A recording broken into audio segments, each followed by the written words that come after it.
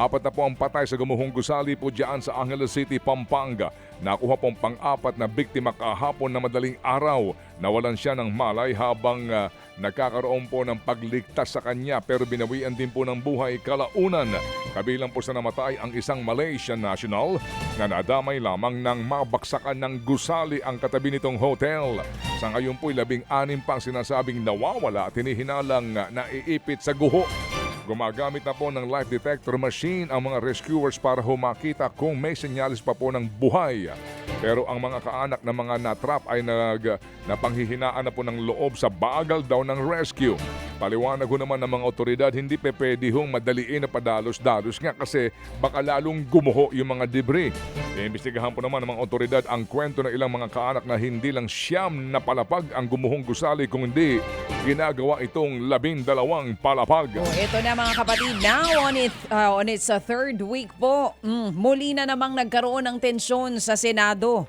Kahapon nga po yan matapos maglabas ng isang video si Senadora Amy Marcos sa plenaryo kung saan isinusulong daw ng ilang senador ang Chacha o charter change. Laman nga po ng video ang umano'y planong charter change para palawigin ang termino ng Pangulong Bongbong Marcos Jr. at ng mga mambabatas. Wala rin daw mangyayaring eleksyon sa taong 2028 at ang planong kudeta ulit sa Senado. Agad namang pumalag ang mga taga-minorya. Kabilang po dyan si Senadora Risa Ontiveros at Senator Mig Zubiri na tinawag na propaganda ang video ni Senadora Amy. Pinatatanggal niya ang video presentation sa record ng Senado. Ganito na ba kababa ang inaabot ng politika sa Pilipinas? Na hanggang dito sa floor ay magbabatuhan tayo ng putik. Delivering a privileged speech is not the same as having the privilege to have fake news entered into the official record. That should not be shown here. Because what will stop us now, Madam President, for that lady senator, that we come up also with a propaganda video here, papalabas din namin, yung mga sala nila. Oo, kung ano-ano, hindi naman kami ganyan. Kung galit po kayo, magsalita po siya dyan, mag-aalis siya sa gobyerno niya, mag-aalis siya sa kapatid niya, murahin niya kapatid niya. Inday-badiday na ba tayo dito sa Senado? Kaya nga sinasabi, we're circus. I apologize to those who are watching. Yan nga pong sunurang tinig ni Senator Risa Ontiveros at Senator Migs Zubiri. Maugong din po daw sa Kamara ang balakin umanong charter change o Chacha pero wala silang kompirmasyon kung nagkaroon nga daw ng mga pag-uusap tungkol dito sina Senador Tito Soto at House Speaker Bogie D. Para ho naman sa ibang kongresista, hindi na po dapat pinapaniwalaan pa si Senador Amy Marcos. Pero kung totoo man daw ito, kahibangan daw ito ng administrasyon. Samantala, ipinaliwanag po ng Korte Suprema kung bakit ito'y binasura ang hinihinging TRO o Temporary Restraining Order ni Senator Ronald Bato de la Rosa laban po sa arrest warrant ng ICC o International Criminal Court. Ayon po sa kataas-taasang hukuman, nabigo si Bato. Napatunayan na may karapatan siya na dapat maprotektahan ng TRO.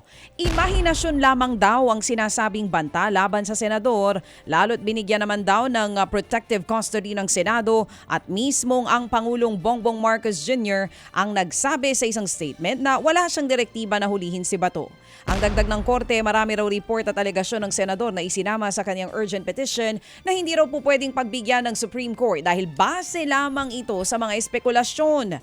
Nilino ng Korte Suprema na tanging ang TRO petition pa lang ang dinedesisyonan nila.